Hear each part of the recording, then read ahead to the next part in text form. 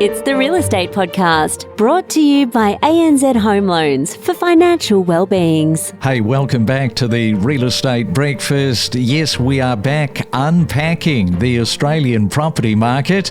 And if you are new to the podcast and there's something that is on your mind, remember, we would love to hear from you.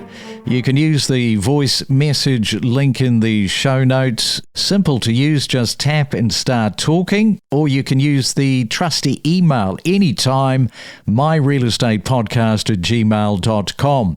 Well, it is a Tuesday, April the 21st, and the first thing to do is to have a look at a median house price comparison this morning between Wagga Wagga in New South Wales and Ballarat in Victoria. Now, the population of Wagga Wagga is 70,000. Median house price there, 620 grand. In Ballarat, population these days around 110,000, with the median house price at 610,000. So very close. And talking of Victoria, let's go to Melbourne, because we're going to catch up right now with Tonya Davidson, the founder of Davidson Advocates. And welcome, Tonya, to the Real Estate Breakfast. Nice to have you with us on this Tuesday morning. First off, I don't normally talk about people's awards. However, you were named last year the REIA Australian Buyers Agent of the Year. But not only that, you've also won the state-level REIV award 3 consecutive years. So you're clearly loving what you're doing there in Melbourne. Well, firstly, thanks for having me, Craig. It's great to be here. Yeah, it's been a journey. I've enjoyed it. So here I am. Yeah, here you are. And you got into real estate quite young, didn't you? 18 years old, and you won the Victorian Auctioneers competition at just 19. But I do want to sort of touch on you having a theatre background, which kind of helps you stay excited rather than nervous during high-stake auctions. So talk about that. Yes, that really came into focus recently, that identification of how I felt in those circumstances. But when I was 18, I did go into real estate, and I had a lot of live theatre background, which I think at the time, we're talking 30 years ago, auctions were really moving into a performance. That skill set that I brought with me certainly underscored that. So I was fortunate. I'm sure that aided in the win that year. I think it was 93. But I recently did the Harvard University Mastery Negotiation course, and in the final leg of the course, they talk about emotion and nerves. And I rarely get nervous. I usually get excited. So what I had identified is my wiring, if you like, is wired for excitement rather than nerves. My body interprets it differently. I think I was bidding on the weekend, and I was quite aware of it then. So that's just an interesting observation, but that's how it's always been. Yeah, you talk about performance. As people will know, I'm a filmmaker, so I work with actors. So you go into this sort of character performance. Well, back in the 90s, that's what you were doing because it was very performative. But it has kind of changed, hasn't it? I mean, the whole auctioneering, I've spoken to over the years, a lot of women auctioneers, they bring now something completely different to, this whole art of auctioneering. 100%. So when I started, it was really quite difficult because I had fantastic mentors. They were all male. For my research to win, I went and saw cattle auctions and antique auctions and live auctions, but I never ever saw one female auctioneer. So I really had to create my own auction identity, because if I had emulated how a man auctioned, it just would have been very jarring. Later on in my career, I actually coached and trained predominantly women, because there are certain things that you have to do as a female auctioneer. You can't just emulate a male auctioneer. It was a journey, and it has developed, and it's great to see that there are a lot more females in this space. I just want to circle back. You recently, as you said, you completed a negotiation mastery course at Harvard Business School online, and this was to help give you an edge in Melbourne's competitive private sales and auctions. You know, a lot of people with all of your experience, because it's not like, you know, this is your first rodeo, you've been in the industry a long time, wouldn't look to doing something like this, like a brand new course. So you're constantly, that tells me you're looking at improving. 100%. As soon as you stop learning, you go backwards. And I've always had that since I started. I think if I look back, my degree in this profession has been seminars. But I look to a lot of seminars or courses like the Harvard that are not in real estate. So I'm about to go and see a trial attorney speak at the World Trade Center with the staff who I follow his podcast. You know, if I get one or two things that I can absorb into the real estate lane, well, I'm winning. So I always aim to be fully present at those seminars and whatnot and to get one or two things, and then it's a win. I always say to, when I was coaching and training real estate agents, that's your degree in real estate. Yeah, so for any new real estate agent, that is a major takeaway. Don't just get all of your information from real estate people. Look to business people, all sorts of different seminars. Of course, you can join online. Take away something that might be a little more unique that you're able to adapt for you personally. Well, right now, we've got the impact of a slowing price growth, biting interest rates and looming tax reforms expected in the upcoming May federal budget.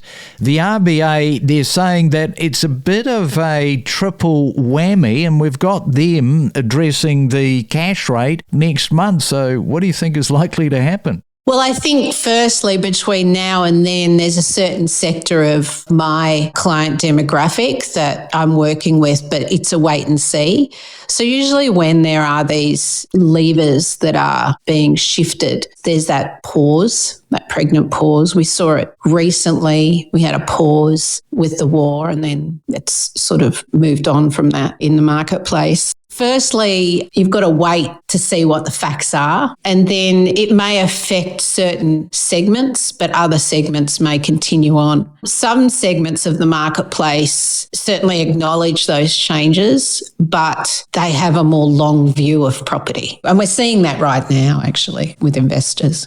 And we are talking to Tonya from Melbourne. You mentioned investors. When we come back after the break, we're going to find out why the investors are coming back into Victoria despite low confidence. We'll do that after this. Listen to expert perspectives with exclusive real estate conversations and supercharge your knowledge base with us. And right now it is time for another 30-second property tip, and we are going back to Croydon in Melbourne and to Ryan this morning. G'day, Ryan. What have you got for us this morning? Hey, Craig, my tip for today would be for our buyers that when they're looking to purchase a property, really start planning in the future. So look at the next 4 to 7 years. Are they planning on holding that property and what the next steps are? And I think the key thing that I've seen with buyers who have done really well is looked at properties and seen how can I add value to this home, whether that's with a renovation, maybe a subdivision or development, but doing something with the property to then also add some cream on top of that property value rather than relying just on the normal rise. Unlock the secrets of real estate and stay informed about the latest real estate buzz with hot market trends, emerging suburbs and hidden gems. And it's a Real Estate Tuesday. Tonya is with us in Melbourne, and we want to get on to this whole subject of why investors at the moment are roaring back into Victoria despite low confidence, balanced against potential changes to negative gearing and capital gains tax. So you're on the ground there, Tonya. You probably have some thoughts around that. I think you're accurate in how you described it, Craig. They are roaring back. The uptick in inquiry from interstate has been significant. Most of these investors are aware of the challenges, and also on top of the taxes, etc., there's residential tenancy, challenges.